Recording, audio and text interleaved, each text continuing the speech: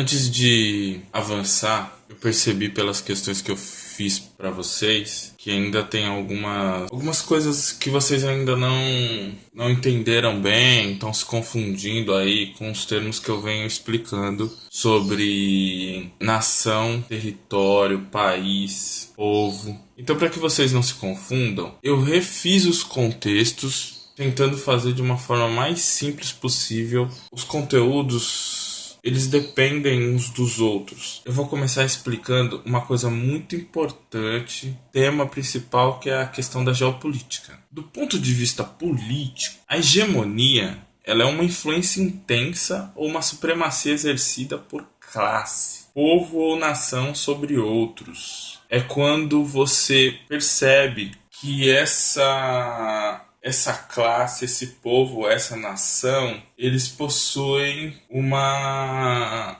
relevância, uma força diante das demais. Aí agora eu vou sintetizar a questão da geopolítica. A geopolítica é a ciência que estuda estratégias de Estado para administrar seu território, visando a sobrevivência de seu povo e sua melhor inserção no plano internacional. E o que vem a ser isso? Existem países que automaticamente eles têm uma política local, ele tem um poder de influência mundial. Para chegar a esse poder de influência, eles precisam praticar a geopolítica. Para que vocês não se confundam mais, a gente precisa entender que o conceito de Estado, nação, território e país são conceitos distintos. Conceitos distintos são conceitos diferentes. Você não pode simplesmente definir os quatro conceitos de uma mesma forma. O conceito de Estado. O que vem a ser o Estado? Qual a importância do Estado? O Estado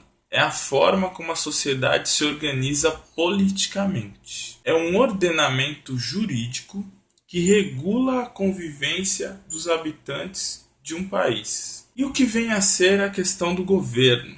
O governo é a forma como as instituições políticas e administrativas do país produzem as leis. E isso é regido pelo poder legislativo. Colocam-nas em prática. E isso é exercido pelo poder executivo, os prefeitos, governadores, presidentes. E garantem sua execução. Isso é regido pelo poder judiciário. Então que fique bem claro para vocês a questão desses três poderes que fazem parte da questão do governo. As Forças Armadas, elas são responsáveis pela defesa do nosso território. Elas tanto organizam como elas defendem o nosso território. Vocês viram lá, na primeira página lá do livro, que a ONU ela tem registrado 193 países. Existem mais que esses 193 países no mundo? Provavelmente sim. Só que eles não são considerados pela ONU como um país. Esses países eles vão se manter? Era aquilo que eu falei para vocês. A questão de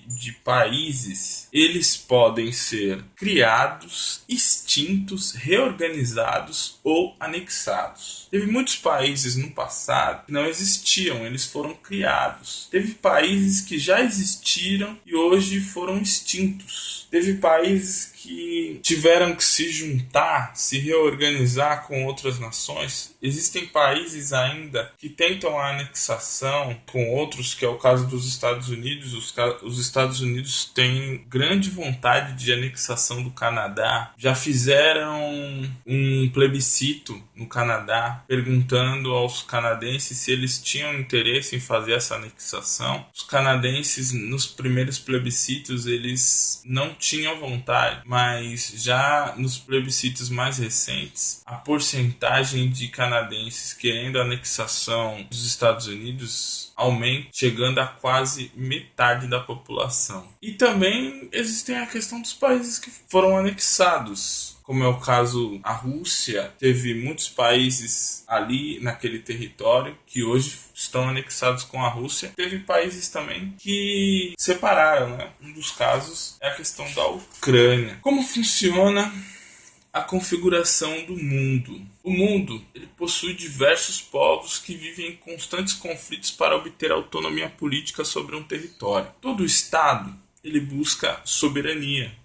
ele busca essa liberdade de estabelecer suas próprias leis dentro do seu território. E para que ele busca essa soberania? Para ser reconhecido e respeitado entre os demais. Você não consegue participar dessas grandes organizações mundiais se você não é reconhecido e respeitado. Se os outros países não reconhecem a questão da identidade do seu país, você não consegue firmar acordos com eles. Uma outra coisa também na questão da soberania, para que um Estado busca soberania? Para ter plenos poderes para instituir e administrar normas e leis que a sociedade deve seguir em seu território.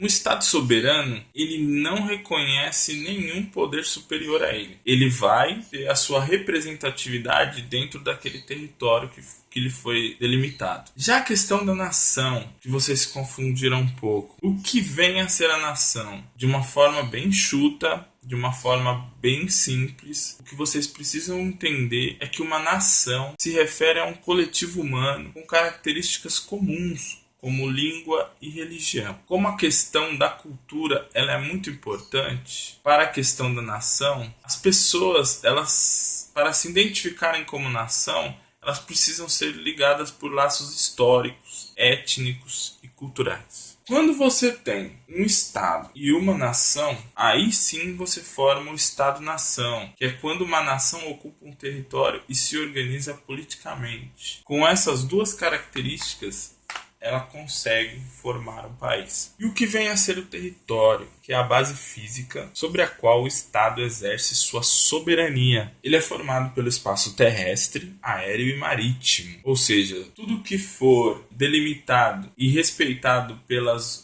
organizações políticas dentro daquele espaço é considerado a área daquele país. Por exemplo, o Oceano Atlântico, o Brasil, ele é responsável pela preservação do Oceano Atlântico, de parte do Oceano Atlântico que banha a nossa região. Ele também detém a questão das ilhas que estão próximas ali no território.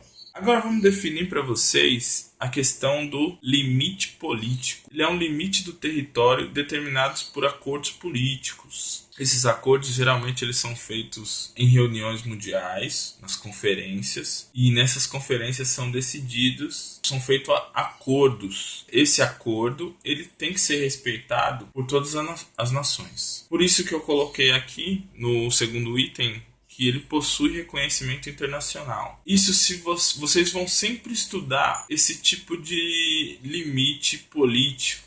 Por quê? Porque o Brasil, quando se formou, ele tinha lá o Tratado de Tordesilhas. Esse tratado ele foi mudado, o Brasil expandiu e o mundo está sempre fazendo isso para delimitar territórios e para evitar os conflitos. E aí tem a questão também, para dar mais uma ênfase, a questão do território marítimo que eu vim explicar para vocês. O que faz parte do território marítimo? A área do mar em que o Estado exerce sua soberania. Nem eu falei das ilhas lá, que ficam próximas ali à parte nordeste do país, Fernando de Noronha. Isso tudo faz parte do Brasil. E também o território marítimo é uma delimitação determinada por acordos internacionais, que define que essas ilhas pertencem ao Brasil. Foram acordos estabelecidos por essas organizações. O Brasil, ele possui essa parte do território de uma forma contínua, né? Tudo que está dentro do nosso território, ele automaticamente fica como representado pelo Brasil. Temos exemplos pelo mundo de territórios descontínuos, que é o caso dos Estados Unidos. Os Estados Unidos, ele é dono de algumas ilhas e também aquela parte lá do Alasca. Aquela parte do Alasca, ele já não faz parte mais do território americano, ele já é parte do território canadense. Mas como em conferências mundiais os Estados Unidos ganhou, vamos dizer assim, ele ficou como representante daquele espaço, ele agora possui soberania sobre aquela parte territorial. Definição de país. País é um território politicamente delimitado, com unidades político-administrativas, moeda própria, reconhecimento internacional e habitado por uma comunidade que carrega sua própria história. Ele também possui um Estado com constituição e soberania perante os outros países. Ele precisa dessa autonomia para poder se identificar como país. Se ele não tiver esse poder, como ele vai ter respeito por outras nações? As relações entre países são regulamentadas por tratados e acordos. Podem ser bilaterais ou multilaterais. Eu coloquei aí um desenho sobre questão da relação de poderes do Brasil, para que vocês entendam como funcionam as coisas. Analisem aí, ó.